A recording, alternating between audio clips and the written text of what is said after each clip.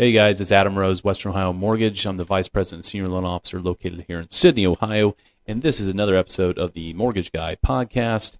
And this week we're going to do a little bit of a shorter video and a little bit more buyer education. It's going to be 5 things that you shouldn't do or shouldn't worry about or something along those lines for buyers when you're getting into the market to purchase your first home. A lot of people are always worried about misconceptions, what you should do, what you shouldn't do, the no's, the do's, the don'ts, all this fun stuff. So I wanted to touch on them, right? These are things that we talk to buyers about when we do their loan application. But, before you even jump into thinking about purchasing a home, it might be something that you want to consider or start making moves on to make sure we're not making any mistakes ahead of time, right? So let's talk about these. I got 5 things listed here that we should entertain or be thinking about when you're getting ready to purchase a home. So number 1. Don't shop for a house without getting pre-approved, okay? This isn't just for me or yourself. This is also for your real estate agent, right? You call up an agent, you find a house online, you're like, hey, I want to go check this place out. First thing, please call your lender, right? Give us a shout, or whoever your buddy is that's doing your loan for you. Give them a call ahead of time. Let's start that process. We want to make sure the credit's there, right? We want to make sure the income's there. You're not falling in love with a house that you can't quite afford. Or maybe it's in a certain area and you have to go with a certain loan program and you don't have the money for the down payment. We want to work these options out way ahead of the game before you dive into the market and you fall in love with something that you just can't quite make work, right? So that's number 1, right? Let's go ahead and call your lender. Let's get it pre-approved. No square peg, round hole this stuff. We want to make sure you're prepared to go. And don't assume. This is number 2. Don't assume you need 20% down. We kind of touched on this last week, actually. There's a lot of loan programs out there that can help consumers that don't have a ton in savings or readily available for a down payment, or don't even want to allocate that much money that they've saved for a down payment. You have even with conventional financing, right? A lot of people think, hey, if I go conventional, I got to have 20% down or whatever it is. You can go as low as 3% down, right? There's other restrictions that apply, of course. But you can go as low as 3%.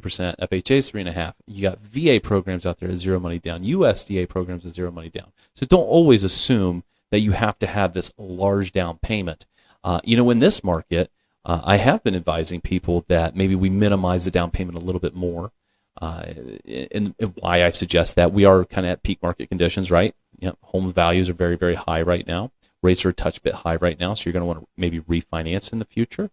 But the benefit is if you're buying a $100,000 house, instead of putting $20,000 down on the home, maybe you do $5,000 down payment, and that extra $15,000, can be used towards covering closing costs instead of asking for it to get your offer accepted.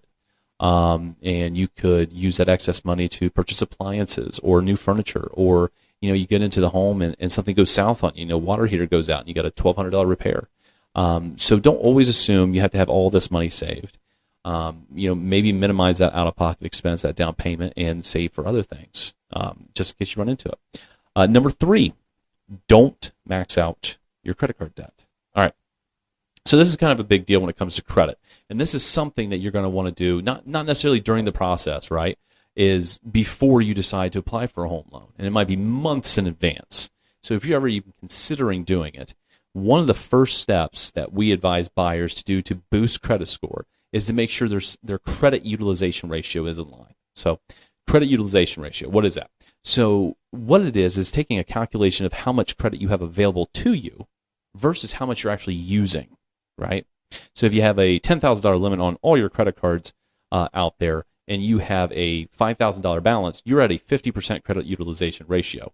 Well, the sweet spot really, really wants you, and don't think you have to pay everything off, because you don't, but it's that 25 to 33% range of credit utilization ratio is going to boost your score and maximize the points on a monthly basis. So this is something that you want to be in practice on way before you purchase a home, and even after you purchase a home, just to keep your credit score up where it needs to be, just in case you have to apply for financing for a car later down the road or something like that. So make sure you use that, you apply it, make those extra payments every month or a lump sum payment, and keep that balance right in line, or that 25 to 33% of 25 to 33% of the limit is where you want to keep that. Number 4, do not get on a spending spree because we're buying a new house and you feel like this beautiful new home, it needs a new car. Don't do it.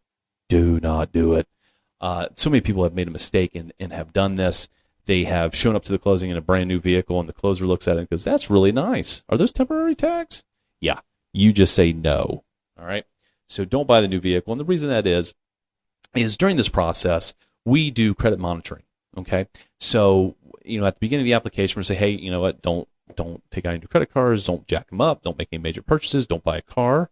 This is why. We're going to get a notification. You get a credit inquiry on your credit report. So you go down the road to Buckeye Ford or wherever you're going, and you decide that beautiful new truck look great in your new driveway. We're going to know. We're going to find out. So we get an email notification. Your credit gets pulled, and it's going to tell us if something new was taken out. And the reason it's a no is because we now have to count that new debt into your debt to income ratios, and you may not qualify anymore, even if you're right up to the finish line. Okay, just don't do it. Don't do it. Number 5. This is the most important one. Do not quit your job. Do not switch employers in the middle of this process. Is it something we can remedy? Yes, we can remedy it, but it takes time.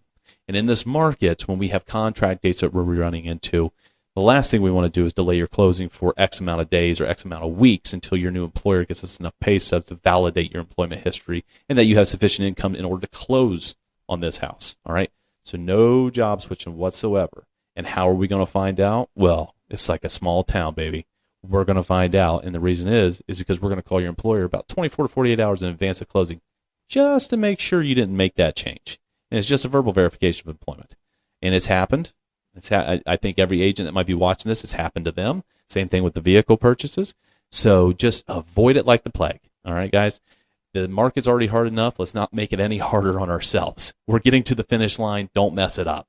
And that's all I got for you this week, guys. So follow those tips. Let's get you prepped and ready to go to buy your new home. And again, take a look at our podcasts on Apple Podcasts and Spotify. Love this channel. Like it, share it with your friends, and subscribe on YouTube. And we will catch you guys next week.